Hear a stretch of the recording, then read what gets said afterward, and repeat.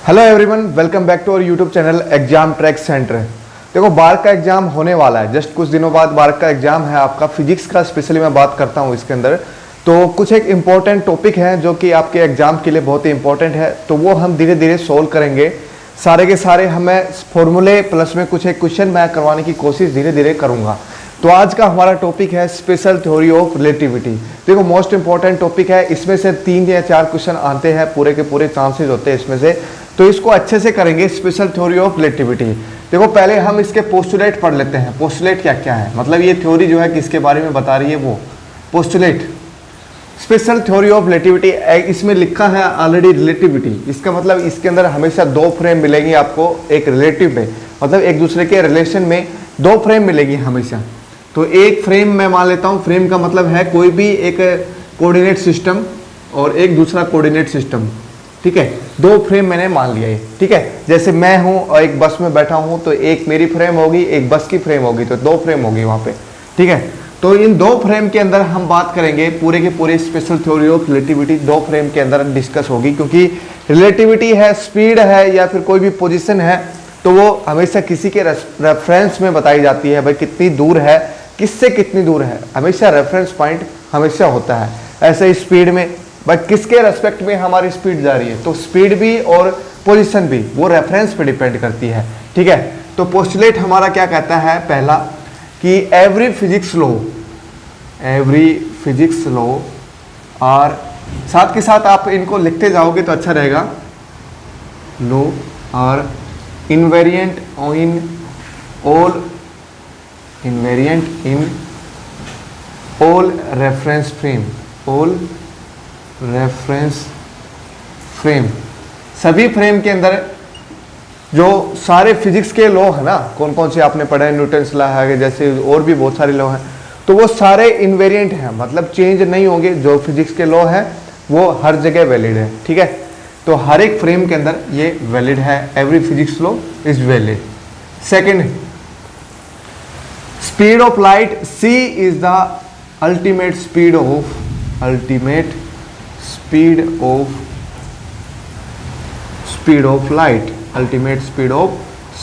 Light in vacuum.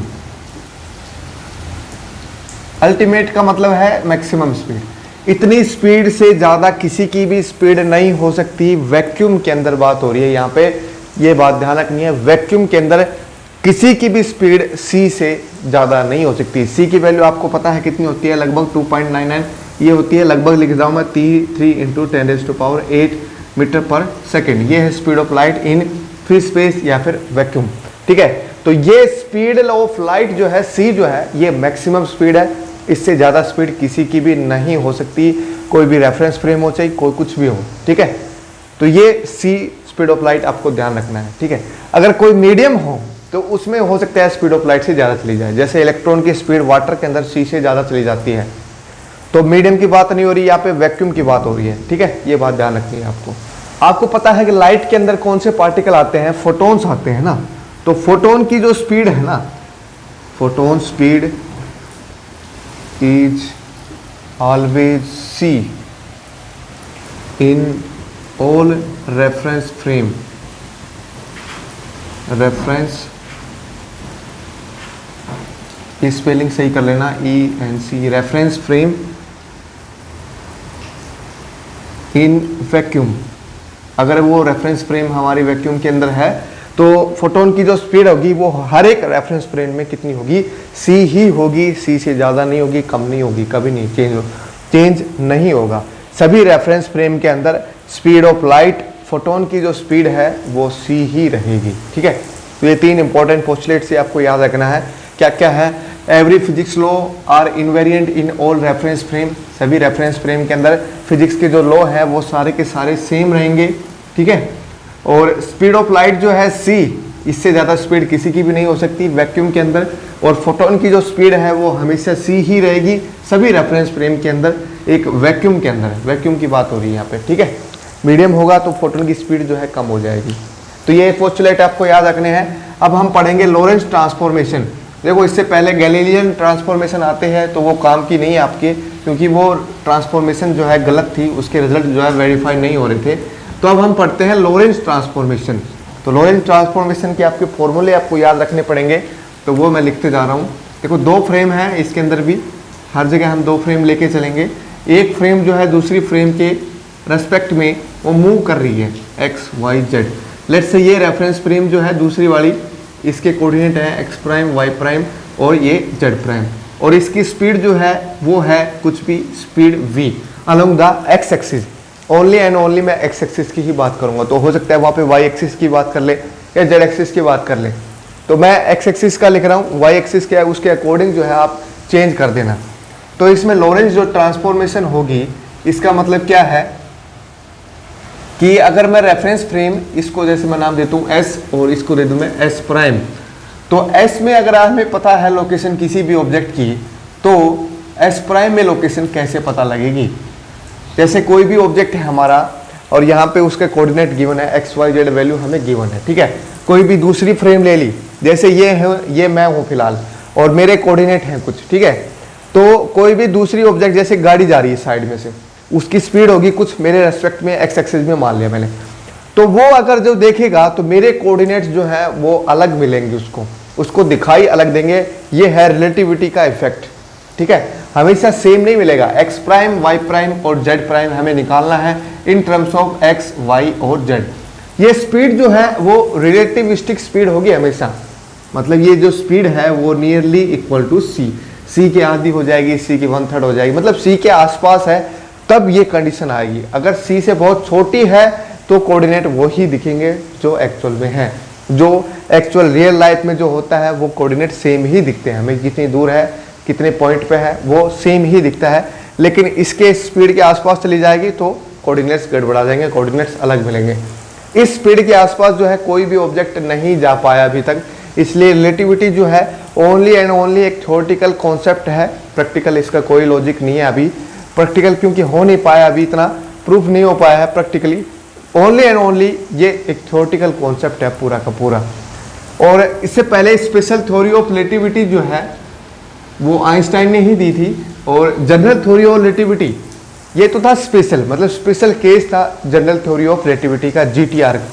लेकिन ये पहले आई थी और जीटीआर इन्होंने बाद में उन्होंने आइंस्टाइन ने बताया था जीटीआर के बारे में, बाद में उन्होंने बुक लिखी थी।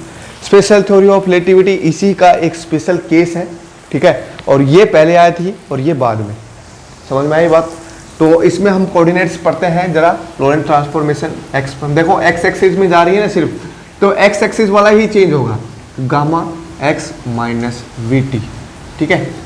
और वाई प्राइम जो है सेम रहेगा क्योंकि वाई में कोई चेंज नहीं आ रहा, क्योंकि स्पीड जो है only and only x axis में अगर मान रहे हैं तो। जेड प्राइम भी जो है जेड ही रहेगा। टाइम देखो 4 कोऑर्डिनेट सिस्टम माने हैं आइंस्टाइन ने इस केस में, 3 तो पोजीशन हो गए एक्स वाई जेड और चौथा है टाइम स्केल। जब भी कोई रिलेटिविस्टिक चीज़ें आती हैं तो टाइम कोऑर्डिनेट उसमें और काउंट होता है। जैसे हमारे स्पेस के अंदर 4 कोऑर्डिनेट हम मानेंगे, 3+1 कोऑर्डिनेट हम मानेंगे, 3 तो पोजीशन कोऑर्डिनेट, एक टाइम कोऑर्डिनेट। क्योंकि टाइम कोऑर्डिनेट इसलिए लिया जाता है क्योंकि वहाँ पे टाइम के हिसाब से पोजीशन चेंज होती है किसी की भी, तो टाइम जो है एक मोस्ट इंपॉर्टेंट फैक्टर होगा इन टर्म्स ऑफ रिलेटिविटी। तो 4 कोऑर्डिनेट हैं हमारे यहाँ पे, तो टाइम भी फैक्टर आएगा यहाँ पे, कितना टाइम दिखा रहा है इसमें अगर घड़ी इतना टाइम दिखा रही है तो इसमें टाइम कितना दिखाएगी। तो टी प्राइम जो है कितना होगा, gamma T minus V X by C square. अब यहाँ पे गामा क्या है, गामा क्या है 1/1 minus V square by C square. V जो है इसकी स्पीड है, speed of S prime with respect to S, ठीक है। तो ये फॉर्मूले आपको याद रखने हैं लॉरेंज ट्रांसफॉर्मेशन के। तो इसमें से क्वेश्चन बनते हैं। अब क्वेश्चन क्या है वो मैं क्वेश्चन एक करवा रहा हूँ आपको। मेनली जो ये एक्स है जिससे पोजीशन में जा रहा है वो चेंज होगा और एक टाइम चेंज होगा, 2 कोऑर्डिनेट चेंज होंगे बस। बाकी जो ये वाई और जेड है ये दोनों कोऑर्डिनेट सेम रहेंगे। और गामा की वैल्यू देखो, इसकी वैल्यू हमेशा 1 से छोटी मिलेगी, तो 1/, में करना है तो इसकी वैल्यू हमेशा ही 1 से बड़ी मिलेगी आपको, ठीक है। इसकी वैल्यू 1 से छोटी मिलेगी तो इसकी पूरे की वैल्यू 1 से छोटी, और इस 1/, में ये करेंगे तो इसकी वैल्यू 1 से बड़ी। तो गामा की वैल्यू जो है हमेशा 1 से बड़ी होगी, तो मैं गामा ही लिखूंगा हर जगह। तो इसका समझ जाना ये क्या है, 1/√1 minus V square by C square, ठीक है। तो अब हम क्वेश्चन करते हैं इस पे जरा क्या है। देखो मैंने आपको नोट्स अपने दिखाए थे एक बार, तो उन्हीं नोट्सों को मैं फॉलो करते हुए करवा रहा हूँ ये सब। अगर आपको ये नोट्स चाहिए तो मेरे से आप कांटेक्ट कर सकते हैं, मैं आपको पीडीएफ फॉर्म में इसको प्रोवाइड कर दूंगा, क्योंकि फिजिकल फॉर्म में प्रोवाइड करना तो इजी काम होगा नहीं हमारे लिए। देखो ये तो कोऑर्डिनेट हमने पढ़े हैं, जो ये हमने ट्रांसफॉर्मेशन पढ़ी है, ये सिंपल ट्रांसफॉर्मेशन है।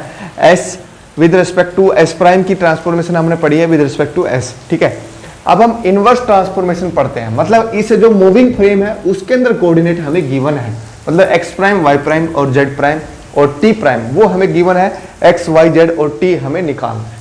तो एक्स क्या होगा, वाई क्या होगा, जेड क्या होगा। इनवर्स ट्रांसफॉर्मेशन मैं लिख रहा हूं, inverse transformation X Y Z और टी, ये चार फॉर्मूले बनेंगे। तो ये क्या क्या है, देखो एक्स प्राइम का जो था वो क्या था, gamma x minus we T, है ना, क्योंकि स्पीड जो है एक्स एक्सिस में मार रहा हूं मैं, तो यहाँ पे जो है प्लस साइन लगा देना आपको, x prime plus we T prime, ठीक है। इनवर्स ट्रांसफॉर्मेशन में यहाँ पे प्लस साइन आ जाएगा।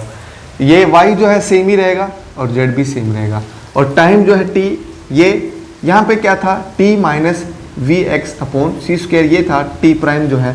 अब यहाँ पे टी लेना है तो टी प्राइम आएगा, यहाँ पे प्लस आएगा, यहाँ पे प्राइम आएगा। तो ये चार फॉर्मूले जो है चेंज हो गए, प्लस साइन हो गया, और एक्स प्राइम, वाई प्राइम और जेड प्राइम और टी प्राइम इधर आगे, और इधर simple X Y Z T. तो ये इनवर्स ट्रांसफॉर्मेशन भी आपको याद रखनी है, क्योंकि इस पर भी क्वेश्चन आता है, तो इस पर भी एक क्वेश्चन करेंगे हम, और उस पर सिंपल ट्रांसफॉर्मेशन पे भी, उस पर भी एक क्वेश्चन करेंगे हम। देखो पहला जैसे मेरे पास क्वेश्चन है, एक मैंने लिख रखा है, वो क्या लिख रखा है, ये फॉर्मूले आपको याद रखने हैं, अभी लिख लो इसको साथ साथ, क्योंकि दोबारा नहीं लिखूंगा मैं अभी ये फॉर्मूला। हमारे पास गिवन है, क्या गिवन है, एक कोई भी इवेंट हो रही है, ठीक है, एक इवेंट हो रही है कोई भी एस फ्रेम, उसकी टोटल डिस्टेंस हमें गिवन है, मतलब कितनी डिस्टेंस वो ट्रेवल कर रही है, मतलब हमें गिवन है dx, कितना गिवन है मेरे पास, जैसे वो गिवन है 3 × 10⁹ मीटर, 3 × 10⁹ मीटर, ठीक है, बहुत ज़्यादा है डिस्टेंस ये। अब स्पेशियल सेपरेशन है कोई भी दो इवेंट के बीच की, मतलब दो इवेंट हो रहे हैं उनके बीच की ये सेपरेशन है एस फ्रेम के अंदर, और एस प्राइम फ्रेम के अंदर हमें ये निकालनी है सेपरेशन कितनी होगी। अगर उसकी स्पीड जो है एस प्राइम की वो हमारे पास गिवन है, कितनी है, इसकी स्पीड है 0.6 इंटू में c, ठीक है। और एक कंडीशन और गिवन है हमारे पास, वो क्या गिवन है कि इसके अंदर जो ये दो इवेंट हो रही ना, ये साइमल्टेनियस हो रही है। साइमल्टेनियस का मतलब जो है दोनों एक साथ हो रही हैं, तो इनके बीच में जो टाइम का गैप है वो कुछ भी नहीं है, तो dt जो है चेंज इन टाइम जो है वो 0 लेना है हमें निकालना क्या है, एस प्राइम फ्रेम के अंदर यही जो इवेंट है उनकी स्पेशियल सेपरेशन कितनी होगी, मतलब कितनी दूर जो वो है दोनों इवेंट होंगी। देखो ये मूव कर रही है स्पीड ऑफ लाइट से, स्पीड ऑफ लाइट के आसपास जो है 0.6 c जो है स्पीड ऑफ लाइट है, इसकी स्पीड है। तो इस स्पीड की वजह से इसके कोऑर्डिनेट्स जो है चेंज होंगे, है ना, एक्स प्राइम जो है, एक्स जो है चेंज होगा एक्स प्राइम में, और कितना चेंज होगा वो लोरेंट्ज ट्रांसफॉर्मेशन में बताया है। तो dx प्राइम का मैं फॉर्मूला लिख रहा हूँ, देखो x प्राइम का हमने फॉर्मूला पढ़ा था, क्या, gamma x minus we T, है ना, ये फॉर्मूला हमने पढ़ा था। तो यहाँ पे हम यूज करेंगे स्मॉल चेंज, तो गामा के अंदर कोई चेंज नहीं आएगा, इसके अंदर लिखना है change of dx minus V D T, ठीक है, ये हमारा फॉर्मूला बन गया है यहाँ पे। अब यहाँ पे पुट कर दो dx की वैल्यू और गामा की वैल्यू हमें निकालनी है, और dt की वैल्यू हमें पुट करनी है यहाँ पे। तो गामा कितना होगा, 1/1 minus 0.6 square divide by c square, और यहाँ पे c स्क्वेयर हो आएगा 0.6c, है ना, और dx की वैल्यू कितनी है 3 × 10⁹, और ये हमारा 0 हो ही गया, है ना। तो इसको सोल्व करेंगे तो कितना आएगा आंसर, देखो ये, तो इसकी वैल्यू जो निकल के आएगी वो क्या आएगी, 3.75 × 10⁹। देखो मैंने बताया था गामा की वैल्यू 1 से बड़ी होती है, तो इससे तो बड़ी ही आएगी ये। इसका मतलब क्या हुआ कि दोनों जो इवेंट हैं उनकी सेपरेशन वो बढ़ गई इस फ्रेम के रेस्पेक्ट में, ठीक है, दोनों जो ये इवेंट हैं इनकी सेपरेशन बढ़ गई। अब हमें टाइम की सेपरेशन और निकालनी है इस क्वेश्चन में, तो मतलब जो dt प्राइम हमें निकालना है, तो क्या होगा, gamma dt minus V X upon dx लेना है यहाँ पे c स्क्वायर, ठीक है। तो यहाँ पे पुट करना है सारी वैल्यू जो हमारे पास गिवन है, dt कितना है 0 है, और dx कितना है 3 × 10⁹, और गामा की वैल्यू यहाँ से हमने कैलकुलेट की थी तो गामा वही पुट करना है 1 माइनस 0.6 स्क्वायर, सी स्क्वायर से सी स्क्वायर कैंसिल हो जाएगा, ठीक है। और ये बनेगा क्या, माइनस dx बचेगा यहाँ पे, और v कितना है 0.6c, 0.6 इंटू सी, और dx कितना है हमारे पास 3 इंटू 10⁹, और डिवाइड बाई है सी स्क्वायर। इसको जब सोल्व करेंगे तो देखो माइनस का आ रहा है यहाँ पे टाइम, अब टाइम सेपरेशन है, ये टाइम सेपरेशन है इसलिए माइनस साइन है, और इसका जो आंसर आएगा वो कितना आएगा -28.125, -28.125 सेकेंड। अब यहाँ पे माइनस साइन आया है, इसका मतलब क्या हुआ, ये दो इवेंट हो रही थी हमारे पास, ये और ये, तो ये इवेंट इससे पहले हो रही है इस फ्रेम के अंदर, इस फ्रेम के अंदर ये इवेंट इससे पहले हो रही है, मतलब इसमें तो साइमल्टेनियस था ना, मतलब एक साथ हो रही है, लेकिन इस मूविंग फ्रेम से जब देखोगे तुम, ये तुम्हें अलग अलग दिखेंगी, थोड़ा सा इनके बीच में गैप मिलेगा, कितना 28 सेकंड का, लगभग 28 सेकंड का गैप तुम्हें देखने को मिलेगा। ये पहले हो जाएगी, ये बाद में होगी, ठीक है। समझ में आया कि नहीं आया?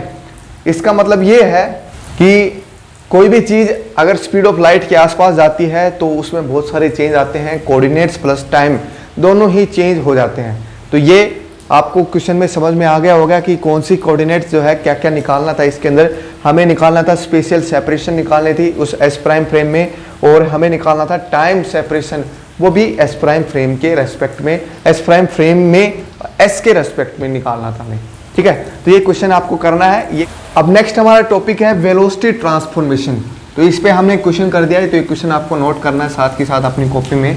अब हम पढ़ेंगे वेलोसिटी ट्रांसफॉर्मेशन, ठीक है। वेलोसिटी के अंदर क्या ट्रांसफॉर्मेशन आएंगी, वेलोसिटी लॉरेंज ट्रांसफॉर्मेशन। तो सीधा फॉर्मूला मैं लिखता हूँ इसके अंदर, आपको करना है तो कर सकते हो सीधा।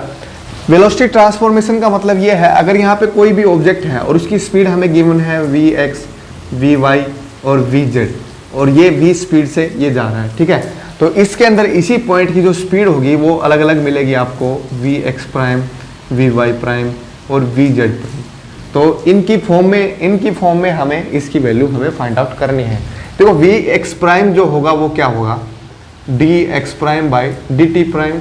तो इनको दोनों की वैल्यू पुट करोगे आप तो अपने आप ये फॉर्मूला निकल के आ जाएगा, क्या आएगा, वेलोसिटी ट्रांसफॉर्मेशन का। एक्स एक्सिस में ही मैं कह रहा हूँ कि ये जो एस प्राइम फ्रेम है ये एक्स एक्सिस के अंदर ही ट्रेवल कर रही है, तो only and only x axis में ही चेंज आएगा ना यहाँ पे। तो क्या चेंज आएगा, देखो इसको मैं फॉर्मूले से लिख देता हूँ, चलो, gamma dx minus v dt और divide by gamma dt minus v dx by C square, ठीक है। ये हमारा फॉर्मूला है। अब यहाँ पे देखो गामा से गामा कैंसिल हो गया, dt इसको डिवाइड कर देंगे पूरा तो क्या बनेगा, vx प्राइम जो क्या बनेगा, dt से डिवाइड कर दो इसको तो dx बाई dt बनेगा, जो बन गया vx, ठीक है। और माइनस में v आएगा, और नीचे यहाँ पे 1 आएगा, और यहाँ पे क्या आएगा minus v, dx by dt होगा तो वो क्या बनेगा vx divide by C square. तो ये फॉर्मूला बन गया वेलोसिटी ट्रांसफॉर्मेशन का अलोंग एक्स एक्सिस अगर एस प्राइम फ्रेम ट्रेवल कर रही है तो। सिमिलरली वी वाई प्राइम जो है क्या बनेगा, D Y prime by D T prime, और यहाँ पे सिर्फ और सिर्फ डी वाई आएगा क्योंकि एक्स एक्सिस में कोई ट्रेवलिंग नहीं हो रही है इस एस प्राइम फ्रेम की। तो ऊपर तो यही आएगा सिंपल डी वाई, और नीचे डी टी प्राइम यही सेम आएगा, gamma D T minus V D X by C square. Time में यहाँ पे एक्स ही आता है, वाई मत कर देना, ये बात ध्यान रखनी है आपको। डी टी से डिवाइड कर दो ऊपर नीचे तो ये बन गया वी वाई, और यहाँ पे बन जाएगा 1, और यहाँ पे V X by C square, ठीक है। नीचे वाला फैक्टर ये सेम का सेम है, 1 minus V X by C square, ऊपर है V Y. Similarly we Z आएगा हमारे पास, क्या आएगा, V Z divide by gamma 1 minus V X by C square. यहाँ पे भी वी एक्स ही आएगा, वी जेड मत कर देना यहाँ पे, ये बात आपको ध्यान रखनी है क्योंकि टाइम के अंदर यहाँ पे एक्स ही आएगा क्योंकि एक्स एक्सिस के अंदर ही ट्रेवलिंग हो रही है यहाँ पे, ठीक है। तो ये था वेलोसिटी ट्रांसफॉर्मेशन के फॉर्मूले, V x prime, V Y prime और वी जेड प्राइम।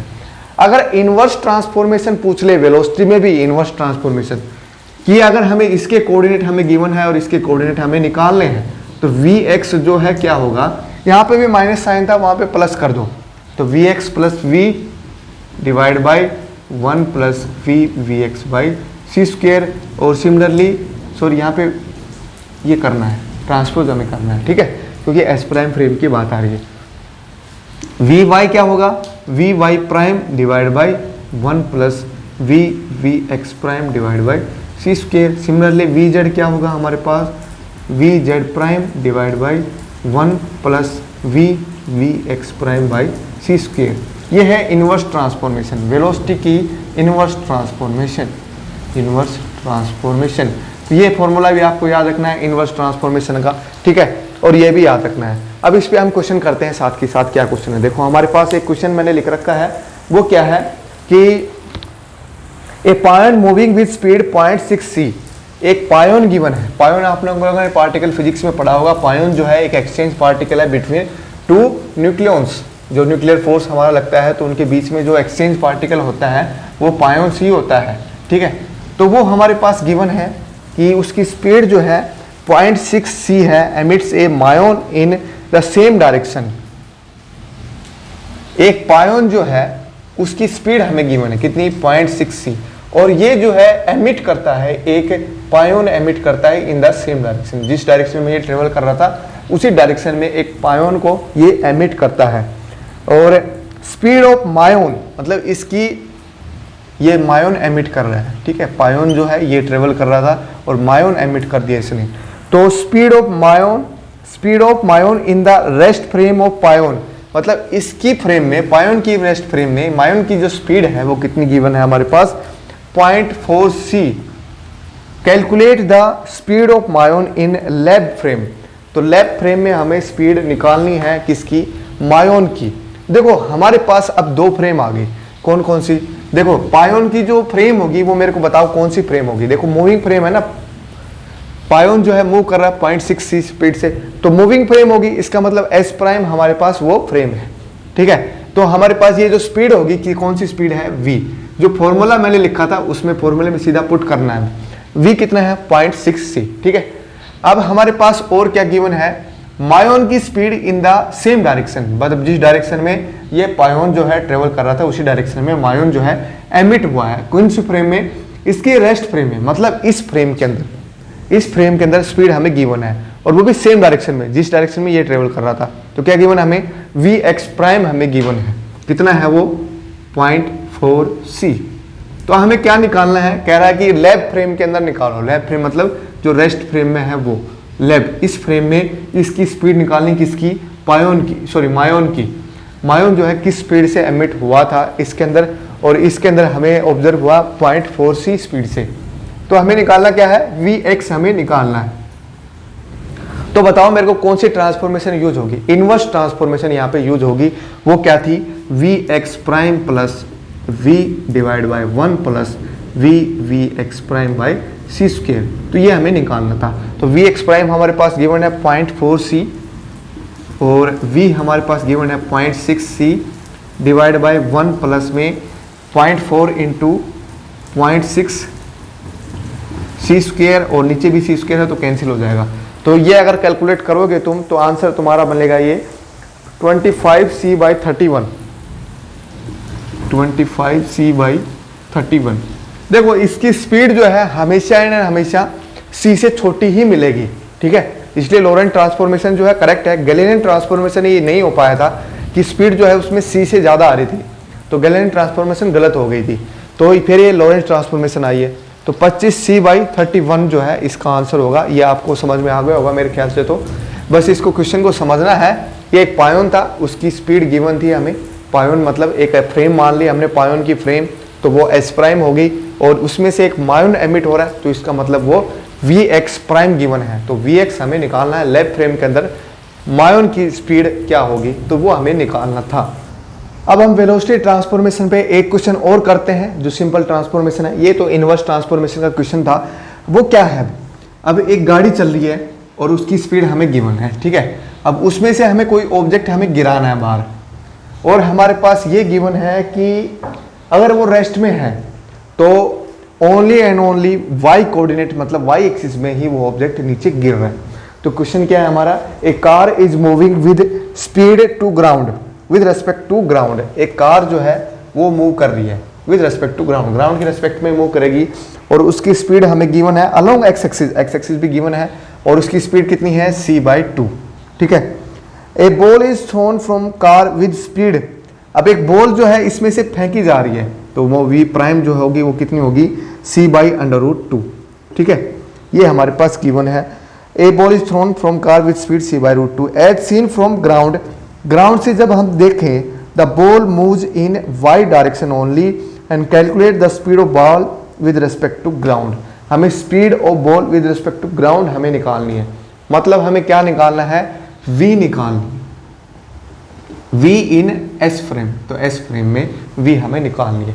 देखो v हमें गिवन है ये वाला, ये क्या है, speed of frame s prime with respect to ground, ground जो हमारी क्या है, रेस्ट फ्रेम है, और ये s प्राइम फ्रेम कौन सी है, गाड़ी है हमारी, तो क्या स्पीड गिवन है, c/2, x एक्सिस में गिवन है, ठीक है, ये हमने लिख दिया। और क्या गिवन है हमारे पास, इसमें से इस फ्रेम में गाड़ी में से कोई हमने थ्रो कर दिया, तो उसकी जो कोऑर्डिनेट होंगे स्पीड के, दो कोऑर्डिनेट्स में जाएंगे, वो vx प्राइम और vy प्राइम, दो फ्रेम में जाएगा ना, तो उसकी स्पीड हमारे पास ये गिवन है c/√2, तो इसको मैं लिख रहा हूँ vx प्राइम का स्क्वायर प्लस vy प्राइम का स्क्वायर, इनका रिजल्टेंट मैंने लिख दिया ये, ठीक है। रिजल्टेंट, दो वेक्टर्स का रिजल्टेंट कैसे निकलता है, उनका स्क्वायर करो, ऐड करो और स्क्वायर रूट लगा दो, तो v प्राइम मेरे पास आ गया vx prime plus vy prime, ठीक है। अब हमें निकालना क्या है, देखो और क्या चीज गिवन है हमारे पास, ग्राउंड के अंदर, ग्राउंड के रेस्पेक्ट में इसकी जो स्पीड है वो only and only y direction में है, इसका मतलब हमें क्या गिवन है, vx गिवन है, कितना है, 0 गिवन है, ठीक है, और vy हमें निकालना है, और फिर इसमें ऐड कर देंगे इसका रिजल्टेंट में, तो रिजल्टेंट हम निकाल देंगे। तो क्वेश्चन ये समझ में आया कि नहीं आया आपको, तो यूज क्या करना है हमें, कोऑर्डिनेट ट्रांसफॉर्मेशन हमें यूज करनी है, वेलोसिटी ट्रांसफॉर्मेशन करनी है, कोऑर्डिनेट ट्रांसफॉर्मेशन नहीं करनी, वेलोसिटी ट्रांसफॉर्मेशन हमें करनी है। क्या क्या चीजें हमें गिवन है, vx गिवन है, और vx प्राइम तुम निकालोगे यहाँ से, देखो क्वेश्चन में थोड़ा सा लेंथी पड़ेगा ये, देखो vx हमारे पास गिवन है 0, तो vx प्राइम जो है सिंपल ट्रांसफॉर्मेशन यूज करो, वो क्या होगा, vx minus v divide by 1 minus v vx by C square, vx कितना है मेरे पास 0, और v कितना है c/2, डिवाइड बाई करो 1 माइनस में ये क्या आ जाएगा, 0 हो जाएगा, तो ये सिर्फ और सिर्फ क्या बच गया, माइनस c/2 बच गया, ठीक है। इसका मतलब क्या हुआ कि x एक्सिस में अगर ट्रेवल नहीं कर रही है in terms of ground, ground के रेस्पेक्ट में, तो गाड़ी के रेस्पेक्ट में उसकी जो स्पीड होगी जस्ट उल्टी होगी, जिस साइड में वो जा रही है गाड़ी जस्ट उसके उल्टी डायरेक्शन में वो जाएगी, ठीक है। c/2 माइनस c/2 हमारे पास ये आ गया। अब vy प्राइम हम निकालेंगे इस वाले इक्वेशन से, c/√2 है, दोनों साइड स्क्वायर कर दो, तो ये बनेगा c²/2 vx² plus vy square prime square, ठीक है। तो vx प्राइम हमारे पास गिवन है माइनस c/2, उसका स्क्वायर करेंगे तो क्या बनेगा, ये c²/4, और ये है हमारे पास c²/2 प्लस में vy प्राइम स्क्वायर, तो vy प्राइम यहाँ पे क्या बन गया हमारा, इसको इधर ले आएंगे c²/2 माइनस c²/4 और उसका फिर अंडर रूट, ठीक है। अब देखो इसको सोल्व करेंगे तो क्या बनेगा, देखो हाफ में से 1/4 गया तो 1/4 बचेगा, और उसका अंडर रूट करेंगे फिर 2 बच जाएगा, तो c/2 इसका आंसर होगा, ठीक है। तो यहां तक क्लियर हो गया। अब हम निकालना क्या है, देखो vx प्राइम हो गया हमारा, vy प्राइम हमने निकाल दिया, तो यहां से अब vy प्राइम से हमें क्या निकालना था, हमें vy निकालना था, मतलब इस ग्राउंड स्टेट में, ग्राउंड फ्रेम के अंदर हमें इसकी स्पीड निकालनी थी ना बॉल की, तो वही हम निकाल रहे हैं यहाँ पे। तो बॉल की स्पीड जो है कैसे निकलेगी, vy जो है यहाँ से कैसे निकलेगा, देखो vy प्राइम हमारे पास आ गया, फॉर्मूला पुट करो इनवर्स ट्रांसफॉर्मेशन का, divide by gamma 1 plus vx prime divide by C square, तो ये यूज करो फॉर्मूला। vy प्राइम कितना आया हमारा, c/2 आया है, ये मैंने पुट कर दिया, ठीक है। और ये गामा जो है इसका फैक्टर ऊपर जाएगा, तो क्या आ जाएगा 1 minus v² by C square, और v क्या है अपना c/2 है यहाँ पे, तो c/2 यूज करो, तो c²/4 हो जाएगा, है ना।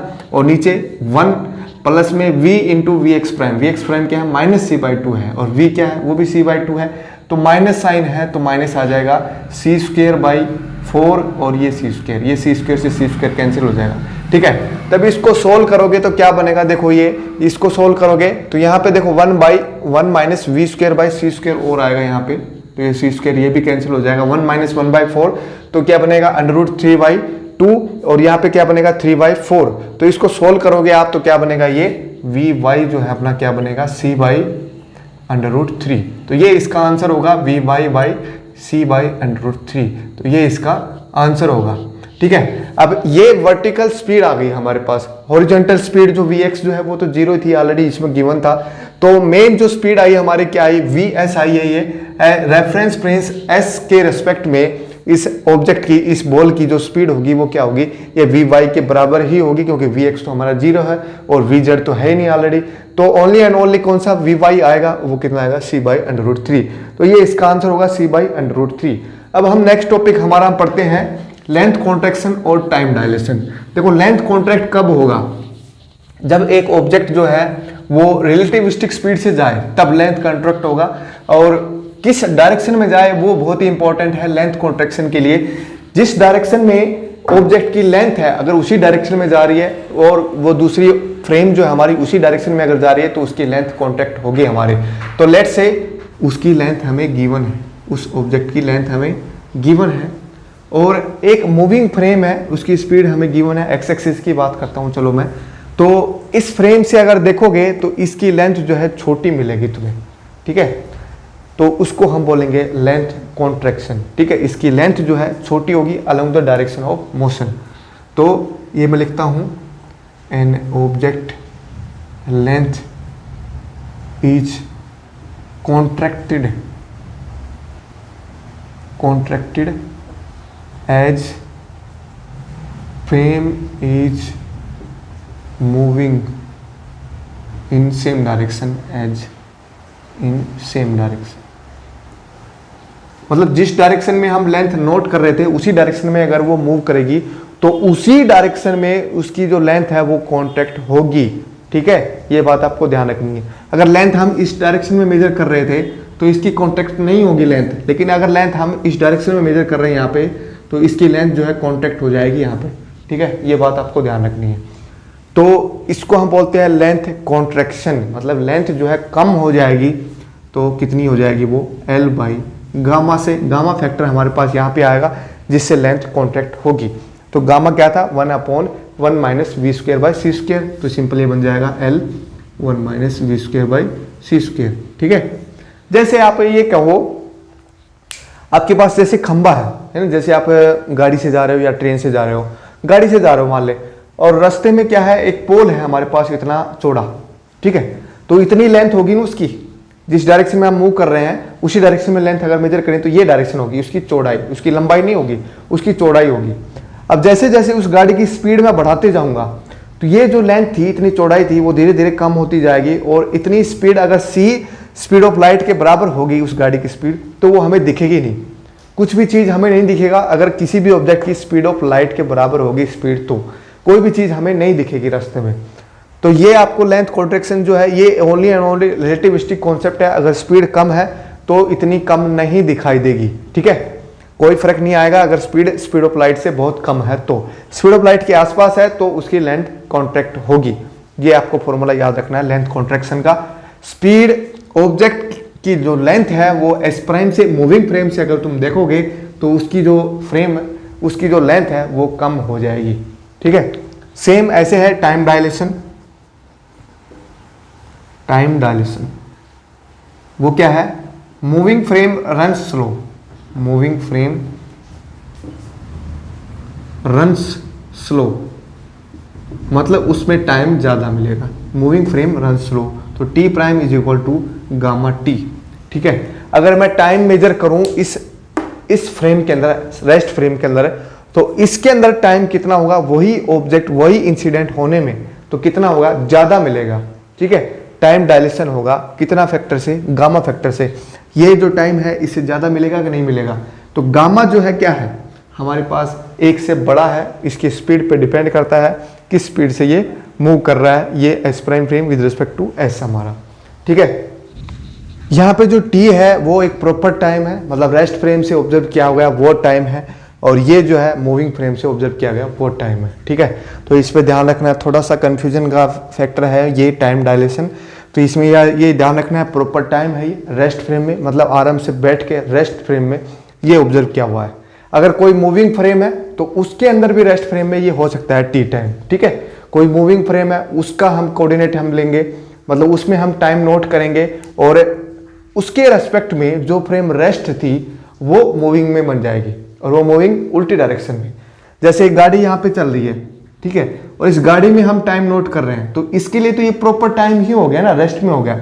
अगर जो ऑब्जेक्ट यहाँ पे रेस्ट में है तो ये जो है मूविंग फ्रेम में बन जाएगा, ठीक है। इसके टाइम में और इसके टाइम में फर्क मिलेगा आपको, तो ये बात आपको ध्यान रखनी है। टाइम डायलेशन यही कहता है आपको यहाँ पे। देखो इस पे हम क्वेश्चन करते हैं। एक हमारे पास एक क्वेश्चन है लेंथ कॉन्ट्रैक्शन पे, मैं क्वेश्चन करवा रहा हूँ आपको एक। तो along the direction of motion, उसी में लेंथ कॉन्टैक्ट होती है, ये मैंने आपको बताया अभी, ठीक है। तो एक क्वेश्चन है मेरे पास, जैसे ऐसे है,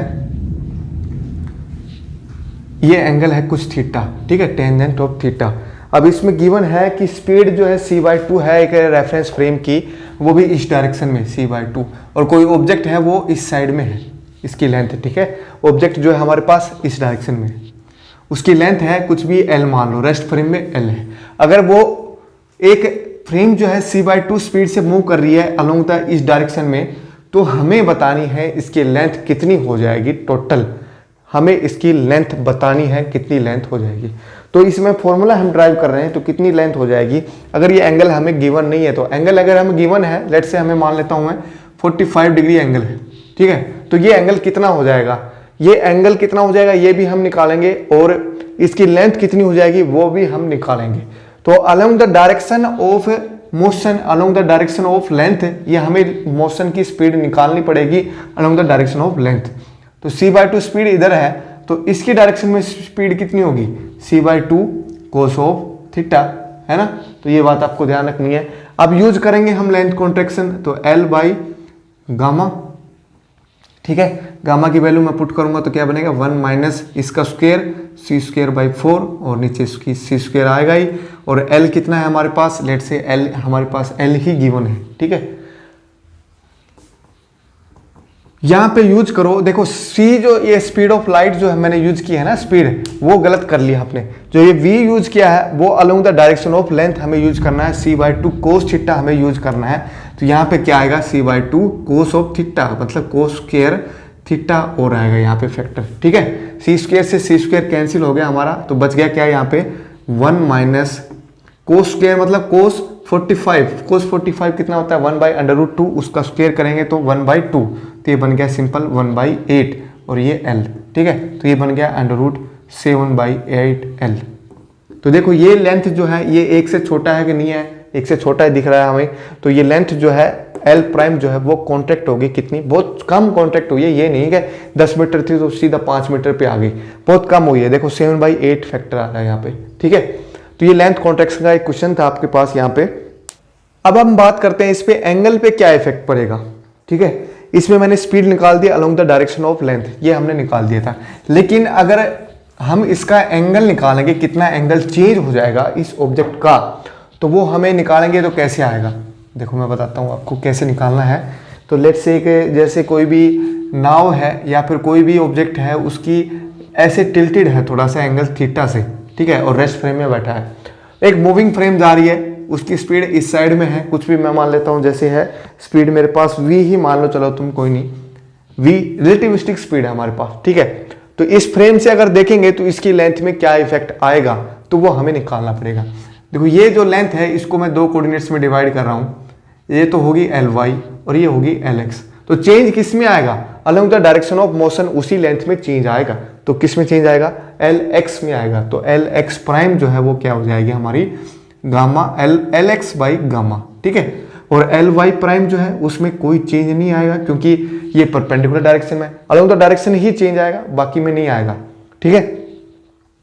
ये बात आपको ध्यान रखनी है। तो टेंजेंट थीटा यहाँ पे कितना होगा, देखो यहाँ से Ly/Lx है ना, और यहाँ से कितना होगा इस वाली फ्रेम में tan थीटा प्राइम में ले रहा हूँ। इस फ्रेम में जो है कोऑर्डिनेट में ये चेंज कर दिया मैंने, ये जो S प्राइम फ्रेम है इसके अंदर ये थीटा प्राइम ले लिया मैंने, और ये मैंने ले लिया Ly प्राइम, और ये मैंने ले लिया Lx प्राइम, ठीक है। तो ये बनेगा Ly prime by Lx prime.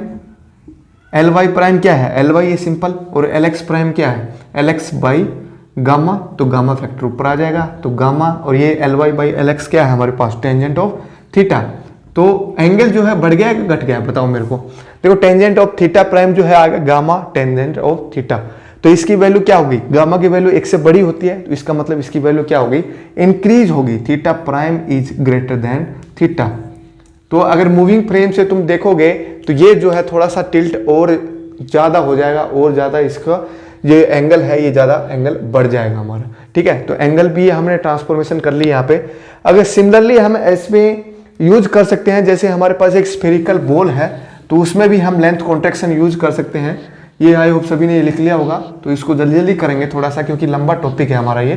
Question हम एक एक करते जा रहे हैं साथ के साथ।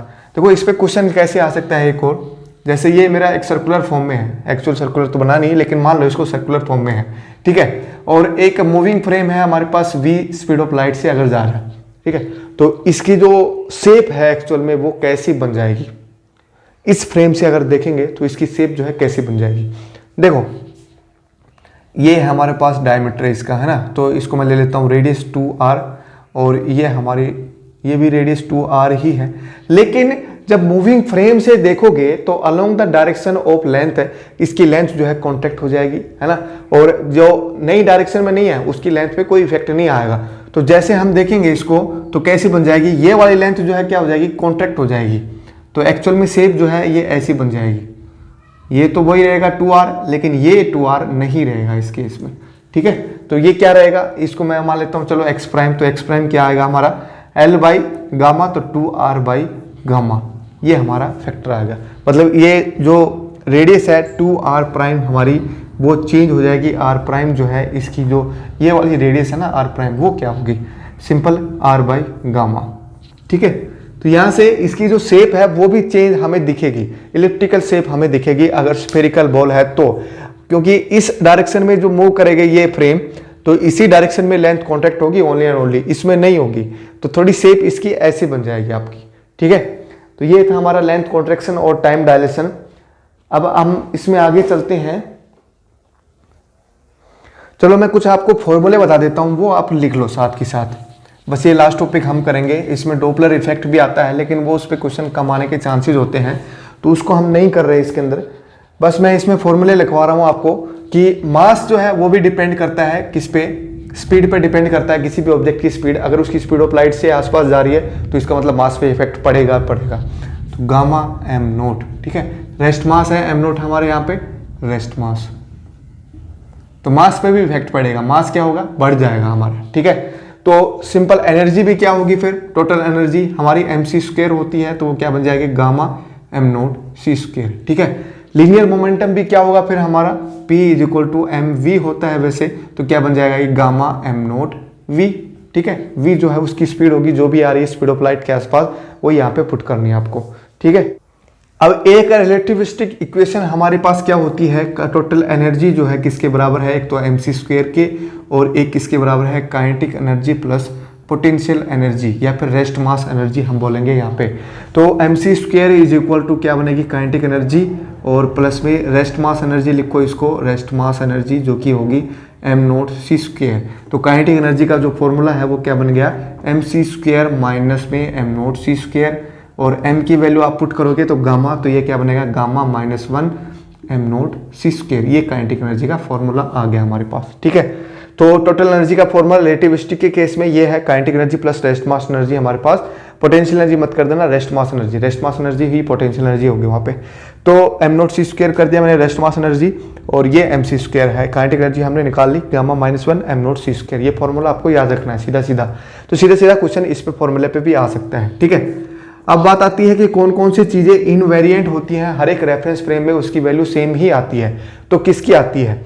देखो हमें टोटल एनर्जी का एक फॉर्मूला और होता है हमारे पास, वो क्या होता है, √p² c² plus m naught c² c4, ये हमारा पास फॉर्मूला है, ठीक है। ये रेस्ट मास है, ये हमेशा कांस्टेंट रहता है क्योंकि रेस्ट में है, तो रेस्ट मास कांस्टेंट रहेगा। तो यहाँ से हम ये कैलकुलेट करेंगे e² माइनस p² c², तो ये बनेगा m naught c², m note square c की power 4, which is constant in every frame, constant in every frame, ठीक है। तो यहां से आपको ये भी दे सकते हैं, टोटल एनर्जी दे देंगे, लीनियर मोमेंटम दे देंगे एक फ्रेम के अंदर, और दूसरी फ्रेम के अंदर एक दे देंगे, इनमें से कोई भी चीज एक दे देंगे, तो दूसरी चीज आप निकाल रहे हैं। तो सिंपल आपको ये फॉर्मूला यूज करना है, e² minus p square C square equal to e की prime square minus p prime square सी स्क्वायर। ये आपको फॉर्मूला यूज करना है। ये कांस्टेंट है, हर एक फ्रेम के अंदर इसकी वैल्यू सेम ही रहती है, ठीक है। तो ये आपको ध्यान रखना है, ये वाला फॉर्मूला। एक फॉर्मूला और है हमारे पास, क्या है, ई डॉट बी कांस्टेंट रहता है और ई स्क्वायर माइनस बी स्क्वायर सी स्क्वायर भी कांस्टेंट रहता है इन ईच फ्रेम। तो ये फॉर्मूले मोस्ट इंपॉर्टेंट है हमारे पास। देखो क्या है, E dot B electric field की बात हो रही है यहाँ पे, constant in every frame, constant in every frame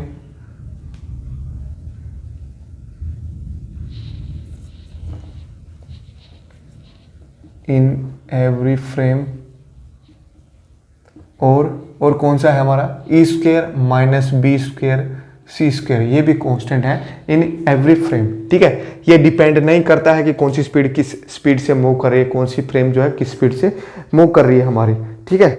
तो ये सारे लॉरेंज इनवेरिएंट हैं, कौन कौन से, ई स्क्वायर माइनस पी स्क्वायर सी स्क्वायर, एक तो ये है, और ई स्क्वायर माइनस बी स्क्वायर सी स्क्वायर, बी है यहाँ पे मैग्नेटिक फील्ड, ई है इलेक्ट्रिक फील्ड यहाँ पे, ठीक है। यहाँ पे ई जो है टोटल एनर्जी है, ये बात ध्यान रखनी है, यहाँ पे लिख लेना साथ में, ई जो है यहाँ पे टोटल एनर्जी है, टोटल एनर्जी है, और यहाँ पे ई जो है वो क्या है, इलेक्ट्रिक फील्ड है यहाँ पे, और बी क्या है, मैग्नेटिक फील्ड है यहाँ पे, ठीक है। ये मैं EMT में घुस गया थोड़ा सा, इलेक्ट्रोमैग्नेटिक थ्योरी के अंदर जो रिलेटिविटी आती है वो उसमें घुस गया मैं।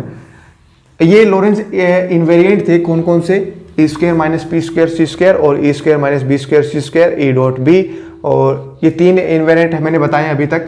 और चौथा इनवेरिएंट क्या है, चार्ज, इनको लिख लेना आप, ये तीसरा नंबर है, ये दूसरा नंबर है, और पहला नंबर हमारे पास ये था। तो चार्ज जो है वो भी इनवेरिएंट रहता है in every each and every reference frame, charge जो है वो इनवेरिएंट है, ठीक है। पांचवा फैक्टर इसके अंदर लिखो, मैट्रिक एलिमेंट, मैट्रिक एलिमेंट वो क्या होता है, D S square is equal to C square D T square minus में डी आर स्क्वायर लिखो, या फिर D X square minus D Y square minus D Z square लिखो, ठीक है। ये हमारा इन्वेरिएंट, ये भी इन्वेरिएंट रहता है हर एक रेफरेंस फ्रेम के अंदर, ठीक है। ये बात भी आपको ध्यान रखनी है। तो ये कुछ इंपॉर्टेंट टॉपिक्स थे स्पेशल थ्योरी ऑफ रिलेटिविटी के अंदर जो मैंने करवाए हैं आपको, सारे इंपॉर्टेंट टॉपिक हैं। कम से कम 3 से 4 क्वेश्चन ये हमेशा आते हैं किसी भी एग्जाम के अंदर, गेट का एग्जाम ले लो तुम, बार का एग्जाम ले लो, या फिर नेट JRF का एग्जाम ले लो, कोई भी कंपटीशन एग्जाम है, जैम के अंदर भी क्वेश्चन आते हैं। तो ये सभी के लिए इंपॉर्टेंट टॉपिक मैंने बनाए हैं एक ही वीडियो के अंदर। आई होप सभी को ये अच्छा लगा होगा।